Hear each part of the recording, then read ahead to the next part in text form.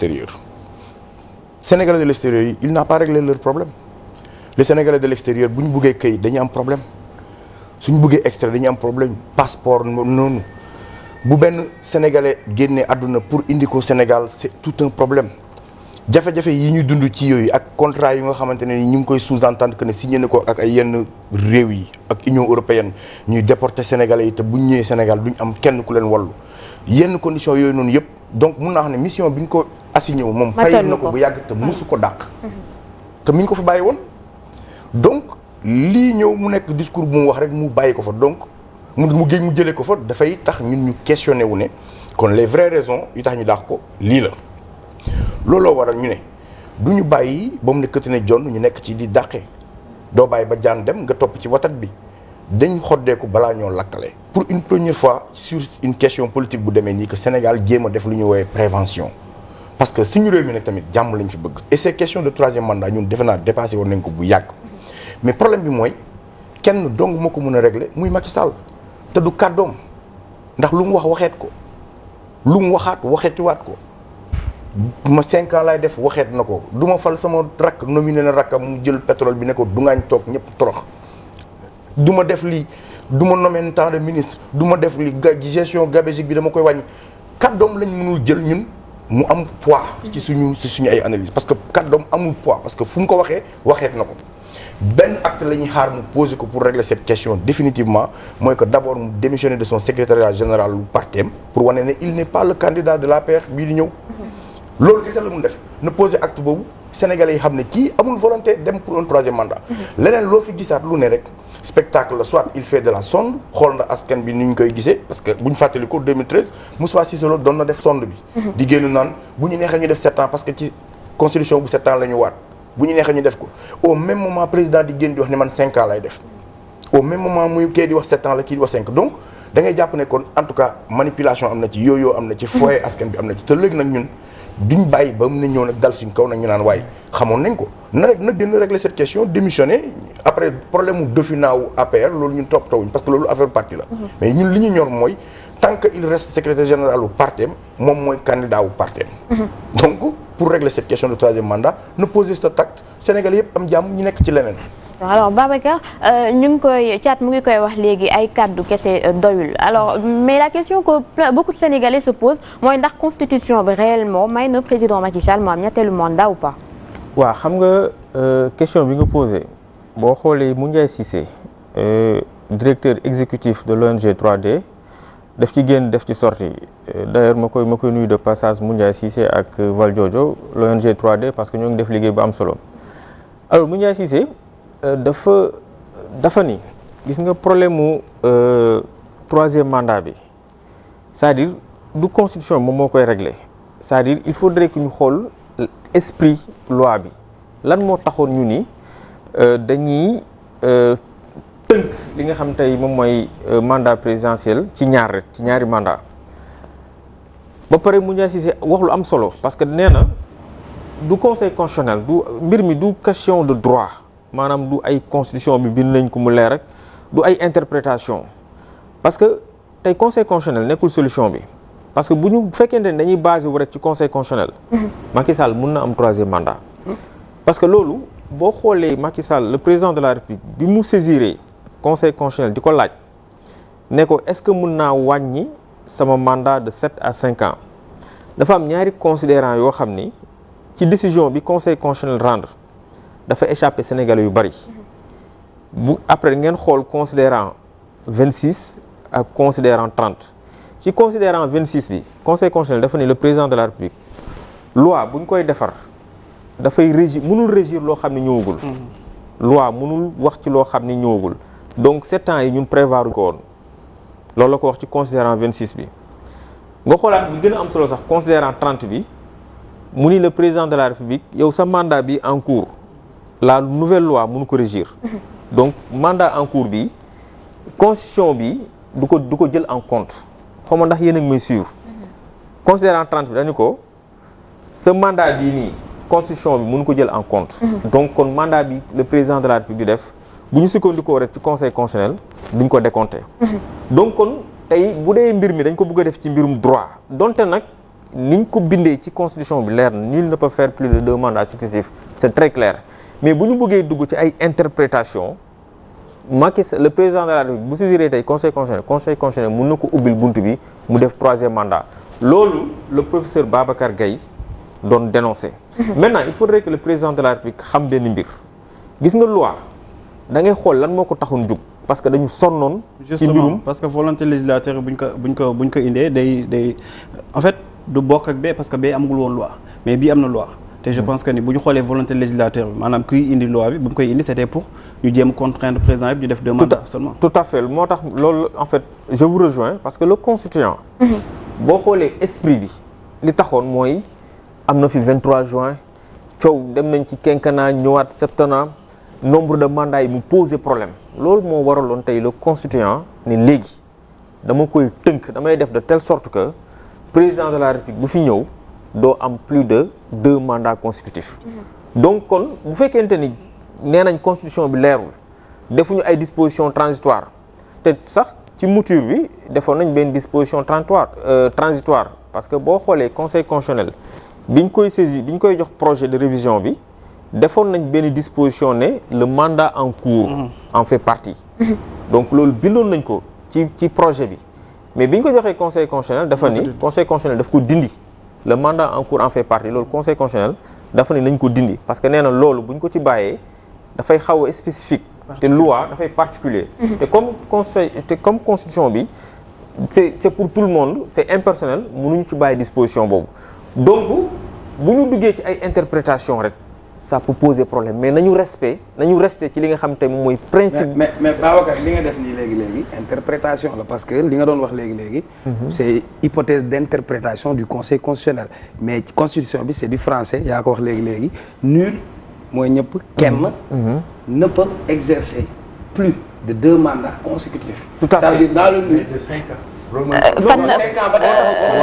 ba tey fan la tàmbalee je pense c'est la question. non dama am lu bëgg nga leeral ko nul ne peut faire plus de 2 mandats consécutifs. xam nga waxuñu un mandat de 7 ans 8 ans 5 ans. consécutif bi lan moo tax ñu indi ko foofu. c'est-à-dire Thiat aussi li mu la wax dafa am solo. 5 ans bi ma problème. Thiat li mu la wax dafa am solo moo tax ma ne la bu ñu duggee ci ay interprétation rek dañuy réer. dinaa si ñëwaat. tu vois parce que xam nga tey boo nee nul ne peut faire plus de 2 mandats consécutifs ñoo ngi naan est-ce que mandat bu 5 ans la. wala est-ce que mandat bu 7 ans la. mais foofu mandat rek la ñu wax. mais vous êtes dans la durée xam nga quand vous me dites 5 ans ou 7 ans vous êtes dans la durée. waaw d'un mandat moi je parle de. non moom laa la c'est loolu lépp day je ne parle pas de la durée du mandat. mais du mandat. voilà Talla ñu bàyyi ko mu développer après ñu ñëw si yow. bu ñu duggee ci ay 7 ans ak 5 ans sax dafay compliqué man à mon avis. c'est très clair le président de la République amul droit briguer un 3e mandat. moo tax ma la bu ñu duggee ci interprétation yi nit mun na leen la. mandat bi 7 ans la concerné kii mën na la mandat bi 5 ans la concerné alors que nul ne peut exercer plus de 2 mandats consécutifs on parle de mandat pour man 7 ans mandat la 5 ans mandat la justement ñaar yëpp c'est des mandats maintenant bu ñu duggee ci interprétation boobu rek mën na def source de divergence léegi moo tax ma ni nañu rester ci li nga xam te moom mooy esprit ci bind constitution bi lan moo taxoon ñu ni dañuy réviser pour mën ko verrouiller mënoon nañu def sax en aucun cas comme Tchad ni mu ko defee en aucun cas nul ne peut faire plus de 2 mandats consécutifs mais li leer ba leer mooy bi ñuy réviser di verrouiller li nga xam tey moom mooy constitution bi di ko limiter à 2 l'esprit du constituant c'était à ce que kenn du am 3 mandats consécutifs parce que dañ ci am ay jàngat 23 juin daf fi jàll leneen jàll fi ay nit ñàkk ci seen bakkan moo tax ñu ni léegi nañ ko réviser tënk li nga xam tey moom mooy mandat ba kenn du mën a def li nga xam mooy plus de 2 mandats consécutif. Talla. xam nga dafa am benn waxkat bu doon wax en Afrique si la constitution était une fille elle serait constamment violée ce qui est malheureux et triste et regrettable c'est que à la place de constitutionnalistes yoo xam ne dañuy teg constitution dañu am ay couturiers constitutionnels ñii di def broderie constitutionnelle xam nga yenn yi waxu caaxaan la wax nga ko loi transitoire waroon na ñëw pour leeral loolu mu leer xam nga da nga wax ne 23 juin spectre 23 juin am fi. ñu jóge ci am ay sénégalais yu seen bakkan faatu le même conseil constitutionnel jàppoon ni jox Ablaye 3e mandat mu indi fi coow lu bëri sénégalais sanctionné ko ci loolu ñu dem fi fan yëlee bu ñu demee ba conseil constitutionnel di jaawale avec décision avis ak décision président bi ne damay wàññi 5 ans moom bu fekkoon bëgg naa wàññi effectivement muy dëgg si moom wàññi bi yomboon na da doon démissionné ñu nekk ci leneen loolu beneen formule la mais xam nga fii nii dafa am lu tey xel bu Sori Kaba waxee ñu sanctionné ko bu nit ñi waxee ñu daw débat boobu du ñu fënatal parce que wax na dëgg interrelation boobu ku nekk da ngay wut sa constitutionnaliste bopp ku nekk wut foo ko lijjantee ñu xool nu ñu tegee xel pour teg ko mais man ci sama analyse c'est très simple tey y a un ouragan dévastateur de notre démocratie qui souffle en Afrique Alpha Condé il est tenté de le faire il vient de tuer boo moytul Ouattara dem ci et Macky Sall si suma analyse ñaar moo ci nekk bi si jiitu mu nekk koo xam ne day jàpp ni moom comme li Thiat wax amatul benn ambition lu dul teg ay chantier bàyyi fi benn empreinte bàyyi fi benn way ñu commencé ko yóbbu ci ay sommet au niveau international mu briller Sénégal démocratie am gën a respirer mais il n'a pas droit de faire moins que ses prédécesseurs wala ñu am beneen Macky Sall boo xam ne son projet politique mooy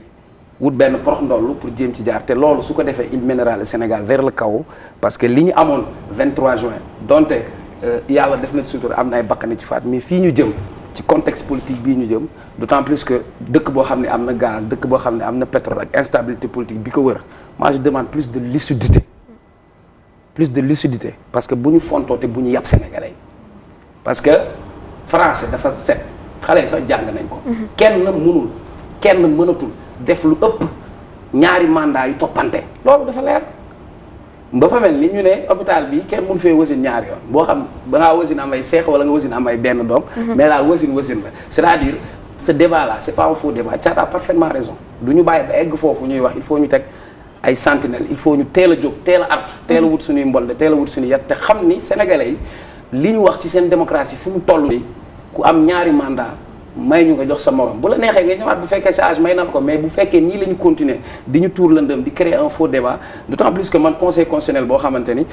véritablement saa ñu ko déggee il fait li nga xam moo nekk faveur ñi fi nekk nguur bu fi mën a nekk yow yaa am sa conseil constitutionnel bopp teg sa constitution bopp teg xel teg lëndëm te loolu c'est fini mënul weesu ñaari mandat te bu bis bu ko yàlla xiiree wala ay mbokkam leneen xiir ko mën a day am 3e mandat su boobaa sénégalais yi tamit dinañ jóg taxaw jàkkaarloo moom ne ko du fi amee te loolu nag bëgguñu ñu egg si kon dañ koy inviter à plus de lucidité à plus de grandeur mu bàyyi fi way bàyyi fi tur bu rafet defaraat démocratie defaraat dialogue def marqué ay empreinte am jël Sénégal teg ko ci ay ba keneen bu ñëwee moo tali ay jéego. Et justement par rapport à ça leçon yi ñu war a tirer ci histoire Thiat 23 juin président Macky Sall laata moo nekk njiital réew bokkoon na ci ñi wàccoon ci mbedd bi doon xeex justement pour que président Abdoulaye Wade bañ a briguer 3e mandat alors tey est-ce que xel mën na nangu ki doon xeex lii démb tey mu ñëw di imposer loolu. mais hommes politiques yëpp ils sont amnésiques ñoom ñëpp a amnésique ku ci nekk opposition la ngay wax boo ñëwee au pouvoir la plupart day safaanu ak li nga doon wax Alpha Condé mii Guinée ñëwoon na Sénégal sax ñu ko doon Marshall yaa ay années ci yàgg moom symbole la woon sax démocratie Guinée donc kenn man dama defe ne président wala leader politique gu Afrique yi livre yi ñu jàngee dañ ko juutal parce que c'est des questions yoo xam ne doo ko dégg ci tubaab yi pourquoi Afrique kese lañ koy dégg Macky bokkoon na ci ñi doon xeex affaire bi yoroon na mer gàddoom taxaw fële assemblée taxaw fële place de l'Obélisque aujourd'hui il faut que ñu comprendre que ne homme politique gu Afrique yi en général surtout dans un pays comme bu mel ne Sénégal soo xoolee situation géographique Afrique de l'Ouest bi Sénégal dans 10 ans dafay mun na sax dépasser Côte d'Ivoire par rapport à nos ressources naturelles yi ñu am Côte d'Ivoire moo ñu raw côté ay franc CFA yooyu parce que moo ñu ëpp doole ndax moo ñu ëpp ay ressources yi yoo xam ne ñu ngi koy exploiter donc dans 10 ans 15 ans le Sénégal day ñëw romb Côte d'Ivoire ci enjeu yi dafa romb suñu ay frontières et Macky ak Ouattara sont les 2 garants de la France-Afrique en Afrique de l'Ouest loolu lu leer la lu wér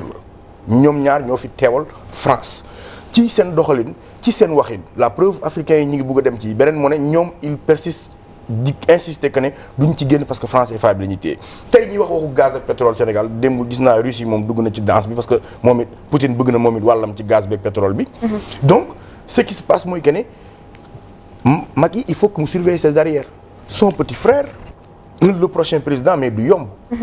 suñ pétrole bi ñu jël pasar pasare ko suñ ressources yi ñu jël pasar pasare ko qu'est-ce qu'il est en train de négocier avec maître Abdoulaye Wade est-ce que libération Karim Wade la wala est-ce que des garanties pour ëllëg moom bu fekkee ne pare na pour bàyyi dem 2024 keneen ku mën a ñëw wutu ko ba moom sa famille ne sera pas inquiétée. C'est des questions qu'on se pose. Ça veut dire que tout le temps ñun ñi ngi am inquiétude qu'est-ce que nos hommes politiques vont dire dans suñu dos. Et ça c'est un problème. Macky Sall n'a nullement le droit de mettre le Sénégal ci kaw na def 4 ans yi ko dese mu dem ci jàmm 2029 su buggee mu ñëwaat nekkaat candidat selon bilan bi mu fiy bàyyi. leneen lu mu def lu dul loolu noonu dina taal Sénégal parce que moom mooy nekk le seul responsable. parce que ñi amoon 15 ans jour 23 juin 2011 tey am nañ 30 ans. Ils veulent écrire leur propre page de l'histoire 23 juin du amaat lu raw 23 juin mooy am. parce que ña amoon 15 ans 12 ans di fantasmer ci 23 juin ndax fekkee wuñ ko bii yoon duñ ko wuutu. te ils sont matures te dañoo gën a féroce parce que ñoom ñoo tombeek pétrole bi war a ball gaz bi war a ball yeneen xéwal yi war a ball du ñu bàyyi keneen di ko jël benn famille jël ko ak yi moo ko moom ko na Macky régler cette question démissionner par thème Sénégal jàmm na fi ñooy. alors Nafi. man fi ma dafa wax lu am solo parce que dama ko dégg mu prononcé wu déjà ci ressources minières yi nga xamante ni Sénégal am na ko maintenant bu demee ba 3 hauts fonctionnaires du gouvernement ñu limogé leen par le biais de xëy na coowal Karim Wade wala lépp lu ñeel wàllum Macky Sall warul loolu amul droit briguer un 3e mandat et que les Sénégalais depuis lundi ñu ngi prononcé wu sur la question mu ngi alimenter énormément de discussions. Le chef de l'État continue ci mutisme bu doy waar pataaralam est-ce que nekkuñu di lii yëpp du stratégie pour divertir les Sénégalais afin que ñun xëy na ñu fàtte l'essentiel quoi ñu fàtte li nga xamante ne xëy na moom mooy situation nationale dëkk bi topp ci coowal 3e mandat dina ko amam du ko am parce que bu fekkente ne président bu farlu la lu toll ni coowal 3e mandat nga xam ne woon ni ñaar ngay def ki nga xamante ne moom moo di Sori Kaba ku ne xam na posture bi mu am ci nguurub Sénégal daal di xam ne ni yow amoo benn droit pour briguer un 3e mandat nga daal di koy limoger ba tey génnoo ngir leeralal askan wi ca yooyu la yëf nga continuer ne pat est-ce que du da nga bëgg ñu continuer di dans le divertissement. li graaw mooy Macky dafa jëndaat beneen état de grâce nan la ko jëndaatee tey lañ ko fal moo tagul sax juróom-ñaari weer mu génne Khalifa oote au dialogue jubóog maître Abdoulaye Wade pour amaat encore du temps pour souffler parce que il s'essouffle le pouvoir s'essouffle dañu sonn le pouvoir est très fatigué je dirais même que le pouvoir a perdu non au-delà du coowal pétrole le pouvoir a perdu le contrôle. Sénégal amul xaalis jafe-jafe yi bëri nañu on ne règle pas les questions il y a énormément de problèmes énormément de pression yu jógee de tous bords pouvoir bi dafa soxloon à un moment donné calmer un petit peu le jeu pour mën a souffler. bokk na ci aussi attitude bi mu adapté par rapport ak coowal 3e mandat bi mun a tekk parce que bëgg na xam les avis des uns et des autres moom moo ko def c'est une stratégie dafay sondé population bi ndax pare nañ pour xeex wala pare wuñ pour xeex. maintenant mi ngi dépendre ci détermination askan bi ndax pare nañ ou pas et bu ñu kenn wax naan ñu dafa prématuré xam nga nit bi ku naan la nga koy woo ci benn débat mu ne la c'est prématuré ça veut dire que exclurul possibilité bi. xam nga lu prématuré mooy. ëmb na 7 mois la nekk wala 6 mois donc ñi ngi xaar mu egsi à terme ma ne jur prématuré nag moo gën jur njuuma ñun du ñu xaar ba 9 mois yi jot njuuma li génn xam nga lu ñuy def on fait de la prévention il faut que Macky génn te il paraît que même dans la constitution du Sénégal permettre nañu ñun les populations que ñu dem saisir le conseil constitutionnel pour woo ko mu addu sur cette question c'est possible et je pense que il faudrait que ñun qu'on s'organise nous les populations ñu dem questionner Sénégal daal vraiment yara dal na ay leader te ñun jooy nañ ay Kéba Mbaye jooy nañ ay maître Babacar Seye ba tey doo déggaat ñu waxaat la ay juges constitutionnalistes yu graaw yu taxaw pour seen askan dafa métti yombul mais est-ce que dafa nekk di wax lu am solo xadi est-ce que ce Sénégal là qu'on voyait bu déggee lu nga xamante ne xëy na le Sénégalais de 2012 bi fi taxawoon ne dee ne loi 23 juin bi du jàll est-ce que type de Sénégalais boobu mu ngi wéyandi di am ba 2019 parce que quand même Macky Sall a eu à faire énormément de tentatives de choses yu nga xamante ni Sénégalais dañ doon wax rek naan du jàll duñ ko bàyyi duñ ko setaan mais finalement c'est passé bu ñu remonté ci parrainage ba wàcc ci fii ñu toll amul lenn lu nga xamante ni mës na koo mëbët te jàllalew non bu ñu defee rek taxaw seetlu ci li nga xamante ni xëy na moom la ñu gis maintenant du am 3e mandat c'est clair que ce n'est pas un faux débat c'est clair qu'on parlait maintenant ce n'est nullement pas prématuré mais est-ce que ça va servir à quelque chose d'autant plus que moom c'est comme naka lañ ko mën a woowee jumboori la mooy buur mooy bumi mooy def mooy dindi. mais seetlul benn amul benn seetlu c'est la première fois qu'un président teg référendum mu am pourcentage bu très faible. ci ñu bokk ça c'est vrai. ba pare ak ci résultat bi mu gagné moom. c'est un indicateur. beneen bi mooy parrainage bi dañ ko xeex ba jouru parrainage bi là on nous a forcé la main pour parrainage bi voté wuñ ko dañ ko imposer. Macky depuis bi mu ñëwee il n'a fait que imposer les choses maanaam day teg ay affaires pour questionner les askan bi wala autre chose c'est juste pour mettre la forme mais en réalité daf ko imposer parce que quand nga def parrainage assemblée mayoo sénégalais bi mu citoyen bi mu am fa accès nga quadriller ko la veille te transport public bi mu yem HLM nit ñi mënuñu yegg nga jël plus de 200 taxis def leen ay policiers Y'en a marre yu bëri dañu dugg taximan bi mooy ñëw gaare ba ci tànk policiers yi ñu jàpp leen selon les discussions yi ñu amoon ci biir oto bi quadriller yenn leaders yi téye leen ba mënuñoo génn da nga def li ñuy wooyee un forcing maintenant Macky ban élection la gagné lan la gagné élection bi Macky Sall la gagné mooy nekk le seul président d'un pays où bu fekkee ne nit ñi dañoo sonn amuñu dara ñu ne damaa Macky mooy awma dara. boo demee ba yow loo wax teggi ko ñu ne la yow yaa ngi Macky xam nga loolu dafa grave ci histoire et c'est indicateur. man jàpp naa ne lépp lu weesu lu dul ne jeunes yi nga gisoon tey jii ñu nekkoon 23 juin malgré les coups que la société civile a reçus aujourd'hui qui c'est qui entretient le débat dans l'espace public on l'a dit wax nañ ko léegi am na yenn leader politique yoo xam ne après élection yi lañ leen gëj a dégg donc ñan ñoo fi nekkoon à part de comme ça Sonko moo fi nekk ak peut-être je dirais même la société civile amul keneen donc société civile boobu ñoo nekkoon ak Sénégalais yi dem xeex 23 juin ñu ngi fi ba tey avec les armes du moment yi ñu am donc du yomb mais c'est un éternel combat. alors Pape Matar est-ce que ci ginnaaw mutisme chef de l'État bi mënuñu ci am comme lecture peut-être dafa am ñeneen ñoo xamante ne ñoom ñoo nekk ci ginnaawam ñu koy empêcher justement mu génnaat pour clore ce débat encore une fois pour wax ni que mënul am troisième mandat. ñu nekk ci ginnaaw je pense pas parce que moom mooy occupé ki nga xamante ne mooy la plus haute fonction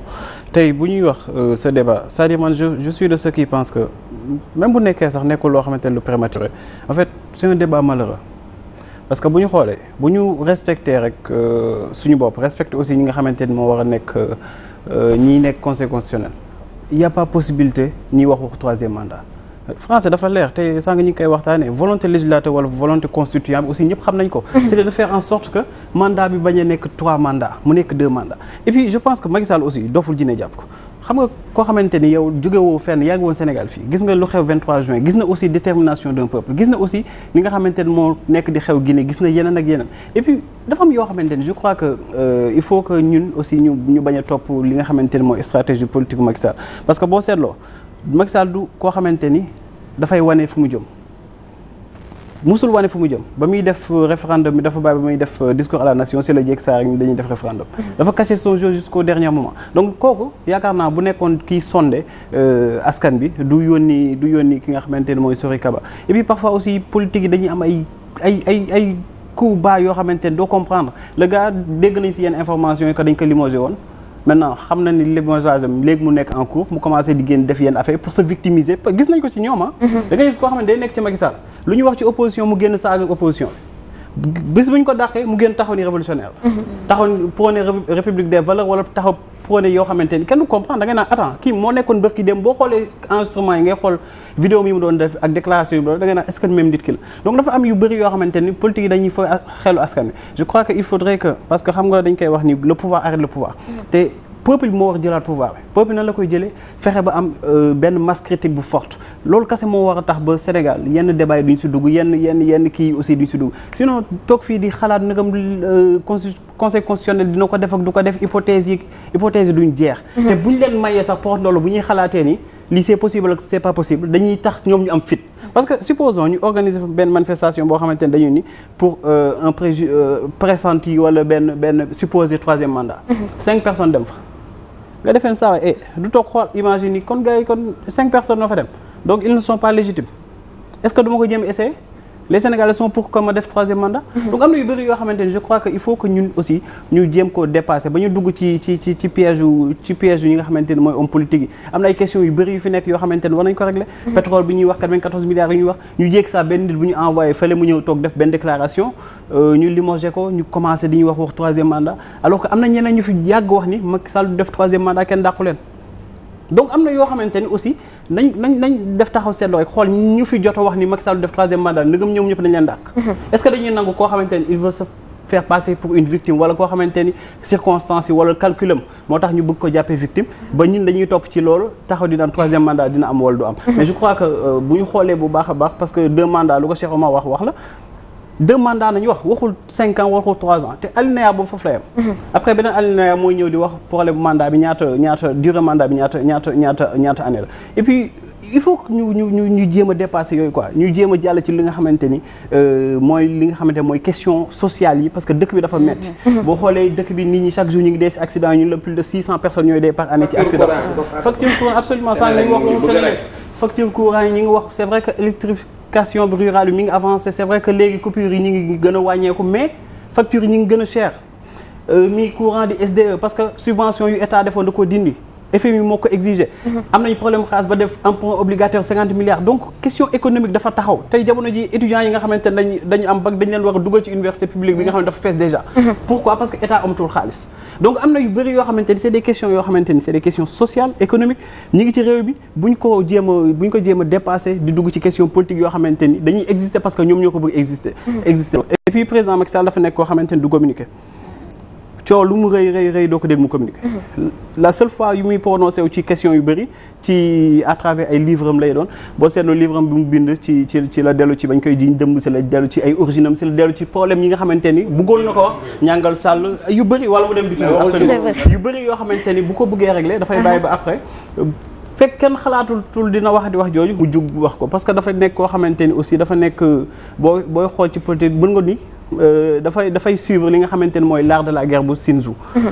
fu ko ennemi di xaar doog fa mës a gis te chaque fois dina fexe ba divertir nit ñi chaque fois dina fekk ba Thiat ak Pape Makhtar bu ñu taxawee mu diviser leen ni Thiat yaa ëpp nit ni Pape Makhtar amoo benn nit fexe ba indi benn stratégie boo xamante ni kenn du ko ci xaar ci moom ba moom mu porte doolu jàll dem ci leen et puis foofu laay terminer parce que Thiat lu mu wax noonu man dama ko gëm dafa nekk di préparer ses arrières parce que le président Abdoulaye Wade nekkul préparé woon arrière moo tax conséquences yi ñu jël doomam dugal ci prison donc bu ñu jëlee Karim Wade fexe mu nekkaat candidat def compromission moom ak njabootam dinañ fexe ba kenn du leen inquiété ci ñi nga xamante ni ñoo nar a ñëw te aussi ñoom mi PDS di Khalifa Sall ils ont intérêt à négocier avec moom parce que jamono jii nii bu ñu demee ci élection présidentielle ku dul Ousmane Sonko du candidat bu sérieux Khalifa Sall inéligible de même que Karim Wade donc ñan ñoo fi nekk ñi nga xamante ne mooy fantôme yooyu xam lu ñu tuddee seen bopp ñoom idée ñooñu ak Ousmane Sonko te nit ñi boo gisee déjà dayoo bu ñu jox Ousmane Sonko boo gisee aussi nu ñu ko toppee sur réseaux sociaux yi feneen ak feneen da ngay gis carrément que ni bu ñuy dem élection jamono jii ni moom moo am chance pour gagner te moom bu gagner mooy musiba la si Macky Sall musiba la ci ñi nga xamante ni ñoom ñooy def politique politicienne bi.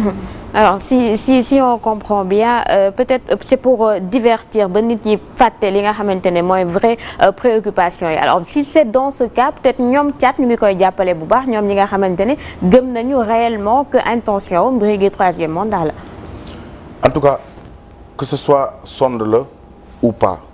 que ce soit dafa prématuré ou pas la question là mënuñu ko daw parce que ci politique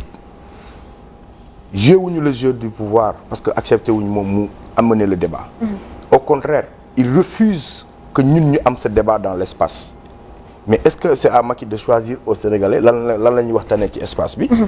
non xam nga lu wax na ko léegi nee na le quotidien mi ñuy rattraper tout le temps le quotidien restera le quotidien et le quotidien sera pire pourquoi parce que bu fekkente ne bàyyi nañ ba mu ne kët na joon affaire mandat bi ñëw teew su boobaa le quotidien sera pire. parce que day ànd ak bu boobaa ay yeneen métit ak yeneen jafe-jafe ak yeneen kii mbir dans tous les cas wax na ko léegi. li ñu war a taxaw ñun def en tant que sénégalais moi je pense que du rek ay mobilisation wala autre chose comme ni mu wax nii de ça veut dire que nañu jël lépp lu ñu suñu yoon may comme constitution may nañu ñu interpeller suñu conseil constitutionnel def ko ba pare fexe à ce que opposition bi jouer la même symphonie que le peuple aujourd'hui que ñu bàyyi les guerres politiques ñu jouer la même musique ban musique la ñu war a jouer ñun ñëpp ku ci nekk tekki sa casquette bi nga doon ñëw sol casquette citoyen ñu imposer Macky Sall mu génn ci secrétariat général lu parti parce que Cheikh Omar wax na ko léegi di nga Guinée dafay mel ne test pour beaucoup de présidents de l'Afrique de l'Ouest tey jii Gambie gii nii Adama Barrow 3 ans la waroon def décembre lay jeex est-ce que du yokk ba 5 ans. On ne sait pas te bu yokkee ba 5 ans kenn ki ko gën a may fit ñëpp xam nañ ne Macky Sall la donc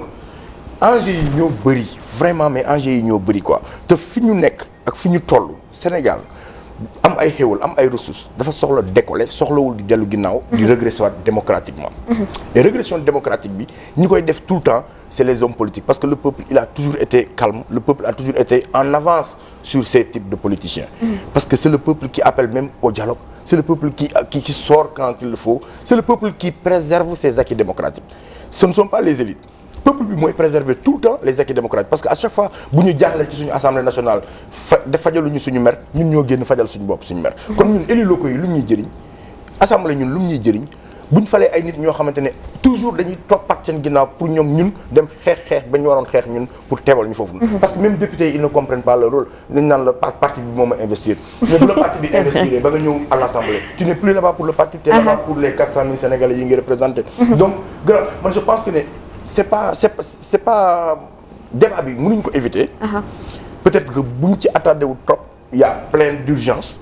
mais mënuñu ko ignorer parce que buñ ko ignorer rek dinañu indil musiba baaba kumba te loolu la ñuy bañ ci suñu Sénégal kon loolu moo ci sama xalaat. si vous permettez dama bëggoon laaj Babacar comme juriste parce que débat bi ci prospérer c'est parce que bi ñuy def tëggaat constitution bi leeraluñ ko ba mu leer est-ce que dañu ko def sciemment pour ëllëg ñu mën ci am prox ndollu parce que wax nga ko léegi loi transitoire su ñëwoon ñu bind ko mu leer nañ ñu xam ni que kii nii mandat bi mu njëkk a am dañ koo cee wàññiwaale mais est-ce que nekkul problème bi ñu am ci sunu juristes yi aussi parce que dafa mel ni juristes yi tamit ils sont un peu complices de tous ces forfaitures. waaw en fait ñoom ñooy tëgg loi yi. non loi moom le plus souvent moom moo demee noonu c'est-à-dire fii amul benn loi boo xam ni c'est une loi qui est vraiment parfaite. loi moo demee noonu moo tax ñu naan la parfois bu fekkente ni loi bi dafa def objet d'interprétation dañu rabattre ci li nga xam te moom mooy esprit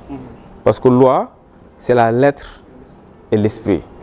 lettre te man sax jàpp naa ni Cheikh Oumar Talla que la lettre telle que niñ ko gisee ci constitution bi elle est claire quoi franchement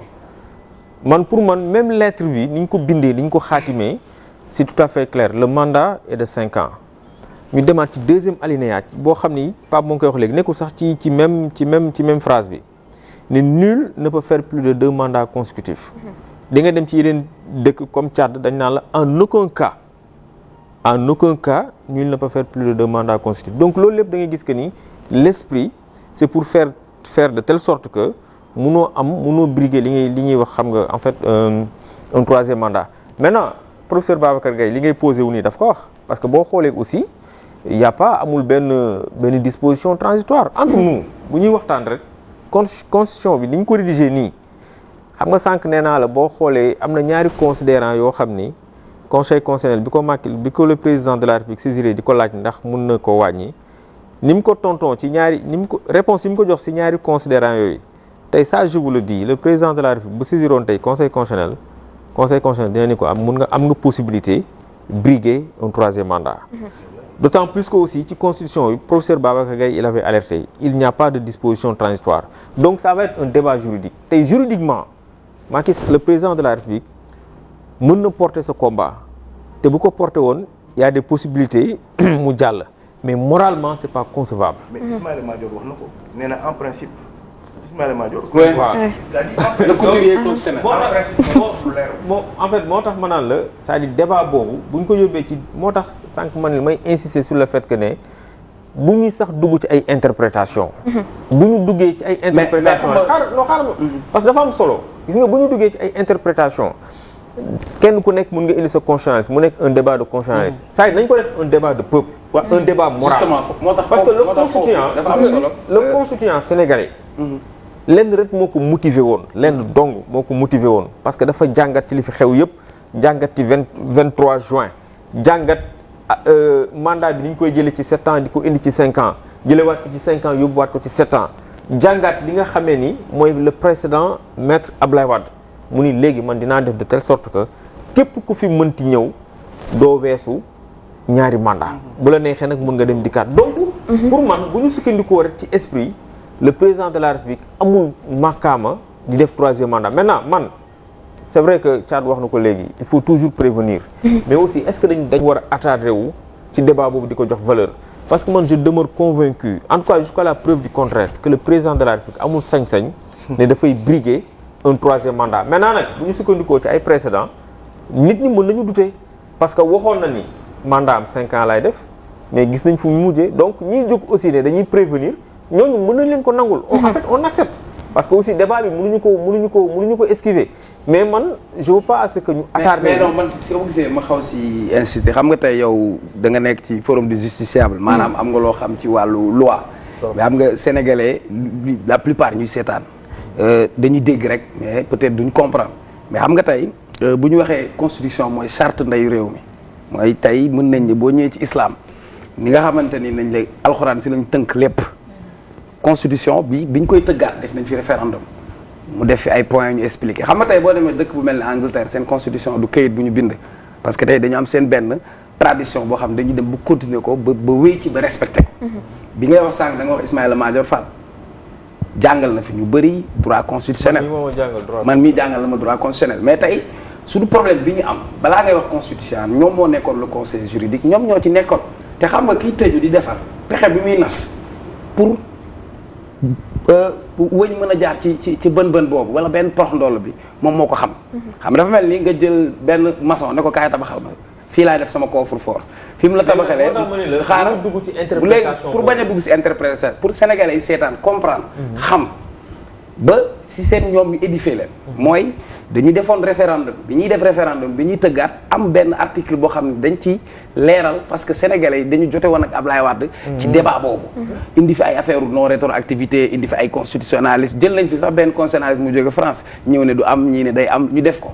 débat boobu am na ay doomu aadama yu si ñàkkoon seen i bakkan Macky Sall doon na yor mer gàddoom ànd ak ñoom caat ñuy dem taxaw fii place de l'Obélisque kon tey bu ñu ñëwaatee ba foofu dafa jot ñu alerter leeral sénégalais ñu comprendre pour ñu xam ëllëg fan la ñuy mën a jëm parce que tey balaa ngay mën a sensibiliser nit wala nga koy expliquer mu comprendre mais su fekkee de bu ñu leen waxee débat pétrole ñu ne oui c'est un débat technique su leen waxee constitution ñu ne oui c'est un débat technico-tactique il y a aucun débat technique ou un débat juridique qui ne mérite pas d'être posé sur la table. li nga wax ni yëpp je suis tout à fait d'accord c'est-à-dire il faut alerter il faut expliquer aux Sénégalais lan moo waral débat bi li nga wax ni je suis tout à fait d'accord moo tax ma ne la ok bu ñu leen expliquer on est d'accord mais bu ñu bëggee dugg aussi ci problème interprétation ndax 5 ans la wala 7 ans la ndax ci la bokk rek ñoom dañ leen di may possibilité moo tax ma ne la bu ñu bëggee dugg ci interprétation ça va être très compliqué. et juste voilà leen moom d'accord na ci. il n'y a pas de disposition transitoire parce que disposition transitoire bi ñu ci defoon dañ ko dindi. sànq wax naa la ko bi ñu defee premier alinéa le mandat est de 5 ans deuxième alinéa ñu ni nul ne peut faire plus de 2 mandats consécutifs. dañ ci yokkaat ne le mandat en cours en fait partie maanaam mandat wu 7 ans yooyu dañ ko comptabiliser woon. dañ ko dugaloon mais après bi ñu demee conseil le juge constitutionnel daf ko dindi dafa dindi disposition transitoire boobu parce que nee na bu ñu ko ci bàyyee dafay xaw a personnel te loi vocation mooy mu réagir mais donc moo tax ma ne la maintenant après d'autres te diront que ni bon 7 ans la 5 ans la ainsi de suite mais man su may insister te foofu laay sukkandiku te ma dégg le président de la République également mu ni j'entame mon second mandat. moom wax na ko. il avait clos le débat. moo tax caat boo nee waxoon na d'accord ba tey mais en fait parce que si on reste toujours sur les principes moom il a dit j'entame mon second mandat et pas dernier. deuxième. second kay boo ko waxee am deuxième. moom il a dit clairement moo tax ma ni peut-être ñiy wax ni dañuy def acte de préventif te man aussi ma nekk ci ma actu d'accord naa on est tout à fait d'accord mais ce qui est sûr et certain mooy le président de la République n'a pas la possibilité de faire un troisième mandat ni du point de vue de la lettre ni rawatina nag du point de vue de l'esprit. Thiat. léegi du point de vue manipulation ak def lu ma neex ak yore samay institution léegi foofu lañu ragal waxu foofu ay loi voilà man je dis une chose gis nga le peuple est assez mature c'est vrai que boobu léegi ñoo ngi dégg le président lépp lu mu def rek dafay jàll mais gis nga il y a certaines questions c'est le peuple qui le règle gis nga le 23 juin dafa nekkoon benn affaire bu spontanée les gens diront que ni booy léegi gars yi génnatuñ les gens non gis nga y a certaines questions yoo xam ni boo ko bëggee imposer mais di nga gis benn réaction boo xam ni yow doo ko sax imaginer. avec des conséquences malheureusement. le peuple fera face. parce que aussi du ñu nangu franchement ku ñuy delloo pour ñu delloo ginnaaw. je veux dire ak ay conséquences. Dictature bi nga xamante ni moom la ñu fi nemmeeku c'est-à-dire aujourd'hui même le peuple on ne le laisse plus exprimer li nga xamante ni moom la bëgg ci biir xolam ndax tey dispositif sécuritaire bi ñuy faral di déployer bu yenn ci ay mag amee dispositif boobu les gens ils vont consulter ce dispositif. non gis nga ce qui est grave mooy que si jamais waxuñu léegi ba imposer Macky Sall mu démissionner ba nekkul candidat ce qui va se passer buy valider candidature am dana la jàpp ay Guy Marius jàpp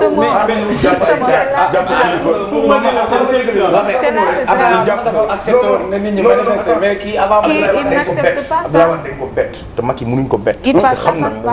donc dina la jàpp Fou Malade jàpp Fadel jàpp Guy Marius jàpp kilifa cadrer certains leaders de l'opposition yóbbu ko conseil constitutionnel ñu valider ko nit ñi génn mu dóor leen ñaari yoon lacrymogène sëriñ si génn ne bàyyi leen mu sedd ñu dem urne fa lañ koy jéem a régler bu ñu demee urne avec ce même fichier là Macky Sall dafay gagner parce que fichier bi baaxul donc bu ñu yegg foofu il faut que sénégalais yi ñuy seetaan xam ne que bu ñu yegg foofu ak moom ay wóor naam wóorul avec Macky Sall tout est possible parce que musul clignoter gauche jàdd fa gauche lay wane dem droite yaa ngi énuméré sànq bay wax ay waxu tontu yi muy tontu mais au-delà de ay tontom au-delà de ay affaires mais def na campagne électorale 21 jours mus na wax ne damay éliminer premier ministre pourquoi mu éliminer aujourd'hui premier ministre c'est pour xàllil yoonam autoroute à péage bi dafa xàlli autoroute à péage bi muy c'est que boo xoolee oto bi fa mu jëm ak fa askan bi xaar mu egg yoon yee ñoo bokkul moom yoonu Ndar bi la jël di dem xàlli yoonam autoroute à péage am di dem léegi nag ñun fan lañ koy koj foofu la question bi nekk ndax dañuy taxaw ne ko hey amoo ticket mënoo jàll wala ndax dañuy bàyyi ba mu ñëw nag ba jàll boo ko dañuy topp ci ginnaaw nañ ko dàqee dafa burle buñ xaar mu burle justement xam nga sànq dañuy doon laaj professeur Amsatou Sow Sidibé ni que est-ce que la constitution dafa permettre ki nga xamante mooy Abdoulaye Wade mu nekk candidat mu ni en droit y a ce qu'on appelle l'éthique waxul droit de waxul loi waxul dara. faut nga teg sa baaraam foofu rek dellu si waat si parce que le président Macky Sall il s'est àdduna ci wàllu wi donc ñu dem seetaan ko daal dellu si waat. Nous devons être très sérieux dans ce pays lorsque nous voulons apporter une contribution positive à la marche de notre pays.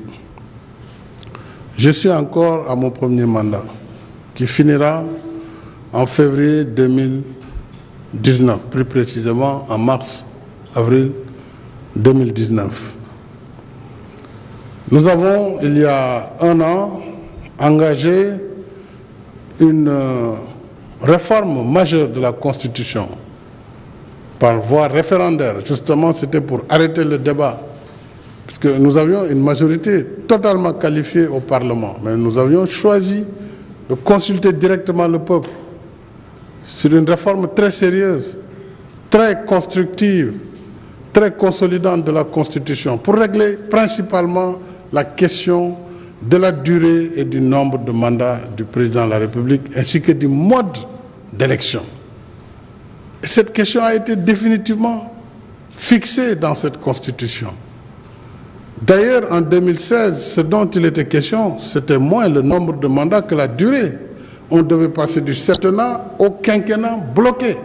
Mais le nombre de mandats s'est réglé depuis très longtemps, c'était 2 mandats. Donc le nombre de mandats n'a pas été modifié. Pourquoi engager une discussion sur un débat de 2024, un débat qui n'a pas lieu d'être, puisque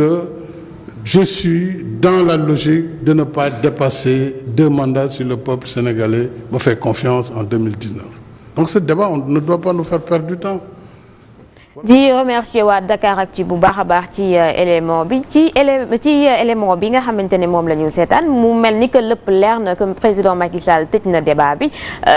ñaari mandat ci lañu yem et que 5 ans justement moom mooy durée bi mandat bi di yem. Voilà mais l'essentiel il l'a dit. xam nga aussi mën nañu ni ki nga xamante ne mooy président Macky Sall amul une parole évangélique lu koo xamante ne day wax rek ñu gëm ko. mais boo xoolee aussi ba muy dem élection dafa ni pour son second mandat te second boo ko waxee ci tubaab amul 3e booy naan 2e ngay wax 3e et puis seen slogan yi seen yëpp ba muy def sax li nga xamante ne mooy discours à la nation dafa ni second mandat donc am na yu bëri yoo xamante ne je crois que ni nit ñi mën nañ si am peut-être njort bu rafet. njort bu rafet comme aussi nit ñi mën nañ si am ay inquiétude dañoo loo te dañ ko war a saluer maintenant mooy li ma doon wax sànq professeur kii bi Amsatou Sow ba ñu ko laajee ci affaire loi constitution dafa ni en droit il y a ce qu'on appelle l'éthique c'est l'éthique qui ne permet pas à Abdoulaye Wade de briguer un troisième mandat te jamono ji éthique nañuy wax parce que koo xamante ni da nga ñëw nga fekk contexte bu nga faloo nga dégg ni nit ñi dañ doon werante ni kii dina am troisième mandat du am troisième mandat dañuy violer constitution wak dañuy nekk di def yenn affaires yi yow ñu fal la ci contexte boobu am na loo xamante ni da nga ko war a sax interdire sa bopp waroo ko sax permettre sa bopp donc dafa nekk yoo xamante ni c'est malheureux nag amuñu classe politique boo xamante ni dafa nekk ñoo xamante ni dañuy nekk ci lu intéressé Sénégal parce que li ñuy wax ni dispositif transitoire la moo tax boobu opposition boobu la moo tax porté ñu combat boobu xam na lañu fi nekk woon homosexualité góor jigéen nañu bëgg a daganal tous les dispositifs benn lañ ci intéressé woon mooy affaire de laïcité kase moo leen ci intéressé woon Macky Sall dafa bëgg daganal ko jigéen alors conséquences yi ngi nii c'est-à-dire ñi nga xamante ni ñoom ñoo fi nekk waroon waxat askan bi ñi nga xamante ni ñoom ñoo war a taxaw jouer rôle d'alerte duñ ko def dañuy bàyyi ba affaire yi jàll ñu commencé taxawaat fee di naan way kii sàcc la kii trian la kii alors que moo tax il faut ñun suñu bopp ñun peuple bi ñu jéem a am benn comportement boo xamante ni dafay soppeeku parce que am na yoo xamante ni waratuñ ko permettre suñu bopp li nga xamante ni mënul exister en France mënuñu ko xalaat France waruñu ko mën a xalaat ci réew bi parce que ñu ngi koy wax ay loi non écrite nekk ay ci yeneen réew ñun ñu am ay loi yoo xamante ni kenn mënu koo respecter même bu Aliou Sall nekkoon président conseil constitutionnel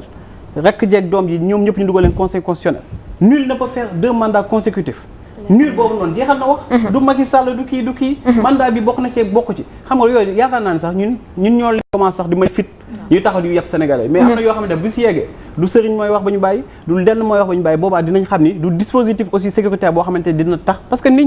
ñi nekk ci armée bi ay population nañ te ci dëkk bi nañu nekk seen famille ne ci dëkk bi te boobaa di nga gis ñoo xamante ne peut-être dinañ jàmmaarloo seen frère ak seen sœur parce que dañuy nekk ci ay missions yoo xamante ne service d'ordre la wala dañu nekk di jot ay missions yu ñu leen sant jotoon na wax benn yoon tey est-ce qu'il a besoin heure bu coow bi jógee mu génnaat pour confirmer waat encore li mu waxoon non wax moom xaaruñ ko parce que wax bi man wax nee la ko man bu waxee du ma ko déglu parce que wax bi musul wax mu antu na def ñu gis xam nga grand bi wax na léegi nee na la opposition bi alerté wuloon ci référendum bi mais ñaani bañ naa amoon na ñun ñoo ci nekkoon société civile on avait alerté on n'était pas seulement sur la question de l'homosexualité parce que question de l'homosexualité moom bu leen kenn nax Sénégal am na fi non c'est déjà mi ngi fi loi ba boo xoolee les nouveaux permis dañ ci bind genre xam nga sexe moom dañ daan def sexe masculin ak sexe féminin léegi nag genre lañ def genre nag moom moo jaaxal adduna bi yëpp donc question c'est homosexualité loi bi mi ngi au Sénégal am nañ sax le ministère du genre buñ kenn nax loolu am na fi ñu wax ko ñu bañ ko wax c'est la vérité maintenant sur question wu affaire troisième mandat bi à l'époque dans le cadre de ñaani bañ naa bi ñuy wër di wax sénégalais yi que nañ voté non pour référendum Macky Sall bi alerté woon nañ ci mais les gens nous trouvaient un peu farfelus parce que dañ ne lii ñi ngi 2015 ñi dañuy wax ay waxu 2024 foofu la problème bi nekkoon parce que sénégalais mooy ki nga xamante ne pour moom day remettre toujours à demain am na des sénégalais aujourd'hui qui disent que pourquoi ngeen di xeex pétrole boo xam ne gisaguñ ko xam nga fo loolu boo xamee société bi nga dëkk xam seen mentalité xam seen mode de fonctionnement toujours da ngay leen di fàttali sénégalais man mii ci laa bokk ñun ñëpp ci lañ bokk dañu amuñu mémoire d'éléphant dañoo gaaw a fàtte et sur des questions comme ça il faut que ñuy rappeler tout le temps parce que yàqul dara espace public bi am na assez d'espace public bi am na assez de problèmes mais problème yi nga xamante ne ñoom ñoo ci gën a soxal askan gën cee am priorité toujours dañ ko war di fàttali ji nga am na benn grand bu ma woone ma mais ca à force da ngeen topp di wax pétrole est-ce que du ngeen penser que ne Sénégalais yi ñu dem ne pétrole bi ñuy wax gisuñ ko dallu suñ kaw est-ce que jar na ko dina kërëm ne man ne c'est trop de communication dégg nga kooku ni mu xalaatee pourtant Sénégalais la am na koo xam ne moom il dit mais dégguma leen sax ngeen wax ci pétrole bi parce que on peut pas satisfaire tout le monde mais dañu mun nekk ci yenn urgence yi rek taxaw ci taxawaay boo xam ne ni daf ci am dañ ciy wane fulla ak détermination mais nag boobu ba léegi la question qui revient mooy taxawaayu opposition bi en tant que leader ci espace public bi parce que boo xoolee ba xool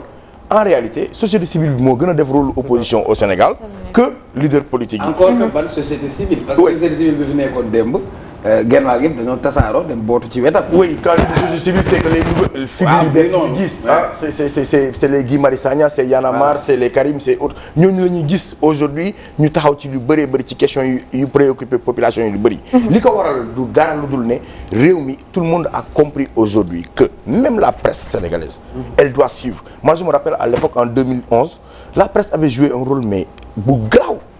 di relayer les gens di wane li xew di ko tekki mais pourquoi pas adapter une émission buy tekki la constitution en wolof parce que tamit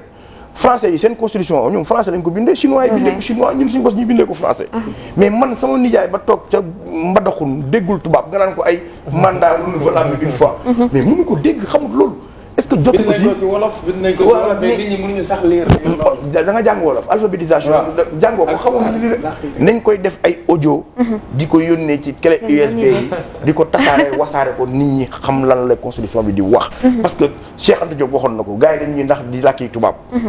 te ba léegi looloo fi xew Macky discours bi en français la ko def dégg ngeen ko bu baax français la ko def boobu mi ngi ut mandat pour 2019 donc kuy ut moom lu la neex ngay wax biñ la falee lu la neex ngay def. mais Thiat dafa am suma benn grand bu may waxtaanal. ma ne ko la réalité du pouvoir en Afrique Abdoulaye Wade mos na ko wax. mu daan ne en Afrique boo yoree xaalis yore armée mën ngaa téye nguur mais tey ci boo xoolee ci contexte bi da nga wax ci presse tey bëri na taskatu xibaar yu mag yu ñu doon dégg tey gis nga leen fi ñu féete. mën naa citer ku mel ni Abdou Latif Coulibaly bindoon na fi ay livres wax fi ay annoncé yi tey mais tey c'est complètement dañu changé ak ñeneen mais tey ni ngay conserver sa nguur sax mooy nga am une partie de la presse boo xamante ni moom moo lay poliral sa image maîtriser li nga xamante ni mooy force de l'ordre yi yow yaay teg dispositif bi nga bëgg gérer yenn carrières yi ba maîtriser loolu jël say nit teg leen fa parce que ministre de l'intérieur bi ngay teg ci sa parti la bokk ci sa waaw lay wéy moom moo yore sa dispositif sécuritaire mais doo ci yam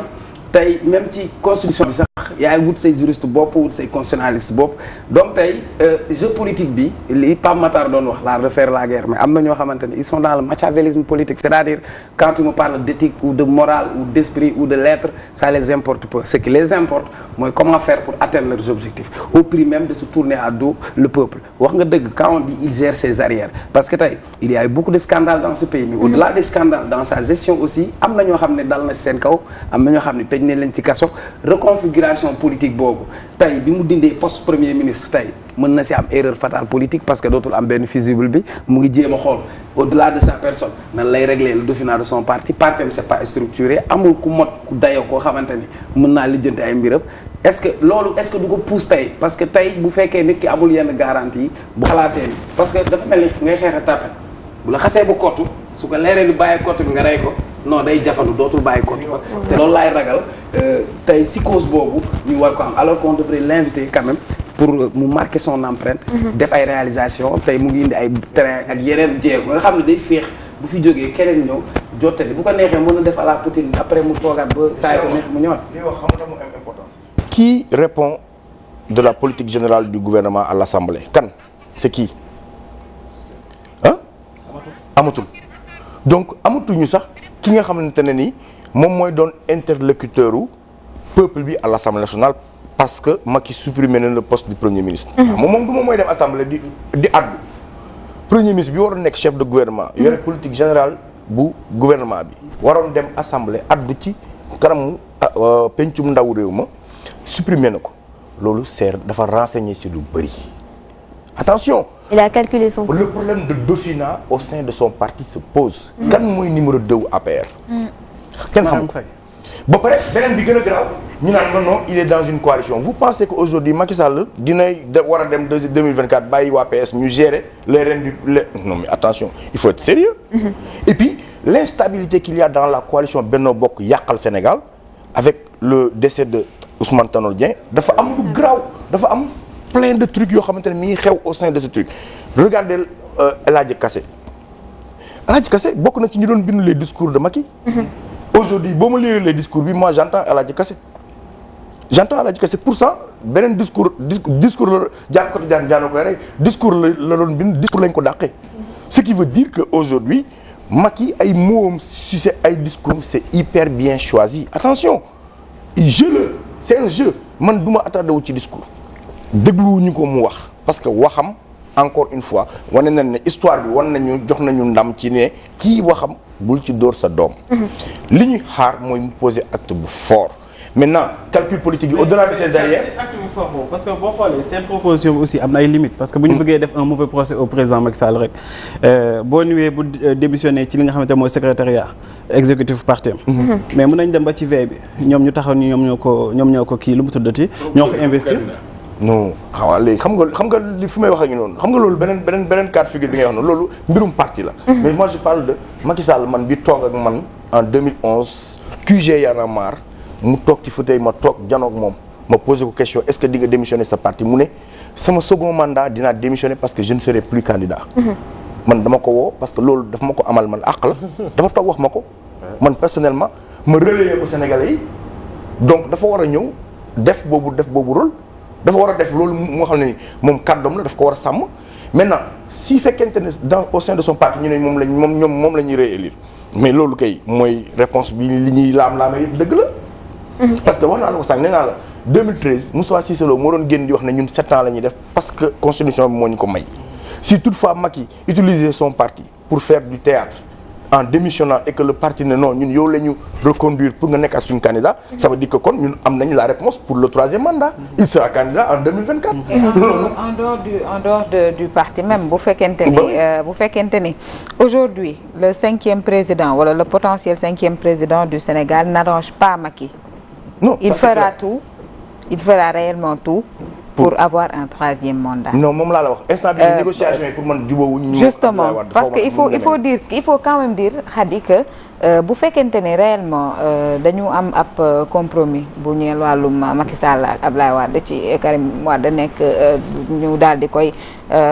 baal lépp lu nga xamante ne xëy na jot na ko fay def suñu xaalis bi toll ci 138 milliards ñu ne moom la jël ñu daal di ko koy amnistie jégal ko. Je pense que yooyu noonu yëpp c'est des sortes de deal comme ñoom ci ay deal la ñuy dox parce que aujourd'hui y a que Karim Wade qui pourra assurer benn sécurité bu entière pour entourage ki nga xamante ni moom moo di Macky Sall s'il y a un compromis entre eux encore. Maintenant bu fekkee ay Ousmane Sonko ñoo nar a ñëw ay Khalifa Sall ñoo ñëw et cetera ñooñu bu ñu naree nekk les futurs potentiels présidents du Sénégal Macky Sall daf ko koy jaral parce que le jour où ñooñu bu ñu nekkee njiitu réewum Sénégal moom il aura de réels problèmes avec toute sa famille. mais justement mais tey pour le cas c'est justement pas des excuses mais pour le cas Karim ñi nga xamante ne ñoom ñoo tudd que réhabilitation ay droits am gis nañu ñoom itam dañu tekki seen ay nombol tànk est-ce que loolu président Macky Sall joxewul position am. dafa am ñaar c'est-à-dire Abdoulaye Wade dem na toog ak Macky mais tey ci position bële donc ñu bàyyi na fi mu développer un peu fi nga xamante ni foofu la taxawoon par rapport à voilà. parce que tey bu fekkee dañu jël benn haut cadre fonctionnaire nguur gi daal di koy limogé. sous prétexte que dafa ouvrir benn voie bu jëm ci ñu revisiter li nga xamante ni moom moo di procès Karim Wade ñu daal di koy limogé man je pense que limogeage boobu ñu mëbatoon la avant muy wax dara quoi que ce soit il faut pas vouloir avoir raison et berner les Sénégalais ci ay bassesse yu nga xamante ne xëy na xale bi def 2 ans dina comprendre ne lii c'est des leurres Macky Sall ak Abdoulaye Wade gisante nañu à huis clos ils se sont fait des promesses xanaa Macky Sall yabuñu yab bu toll ni ak doomi dërëm yi mu def ca boobule procès après pour retourner dire que baal na Karim Wade lépp lu nga xamante ni moom la ko defal alors aujourd'hui s'il fait ça signifie que réellement il y a anguille sous roche dans cette histoire il y a que Karim Wade bu fekkente ne réellement encore une fois il y a des compromis qui ont déjà été finalisés il y a que Karim Wade qui pourra lui assurer côté boobu bëgg naa ci laaj Babacar parce que tey sur quelles conditions nga may ñu tuuti rek voilà bëgg naa ci laaj Babacar ci côté boobu parce que comme na fi ni mu ko waxee peut-être Karim Wade kese moom moo mën a nekk choix wu Macky Sall bu fi jógee mais gis nañu comme ni ma ko waxee tout à l'heure magistrat yi nga xamante ne bu koy teree am 3e voilà gis nañu magistrat yi nga xamante ne ñoom ñoo tuddoon li ni mel ñu tekki seen ay nombol tànk et seen ay ñoom xamle nañu ni ci seen côté liggéey amul lenn lu ñu leen mën a reprocher alors est-ce que mënuñu jàpp tey que président Macky Sall wane na position par rapport à ça. Position par rapport ak. le fait que nga nekk dinañu réhabiliter ay droits nit ñu tekki sa nombol tànk ça veut pas est-ce que wanewul un peu ni il a pas l'intention de le faire. D'accord maintenant loolu en fait li ma ciy wax rek mooy déjà ñaari magistrat yooyu ñu tekki seen nombol tànk c'est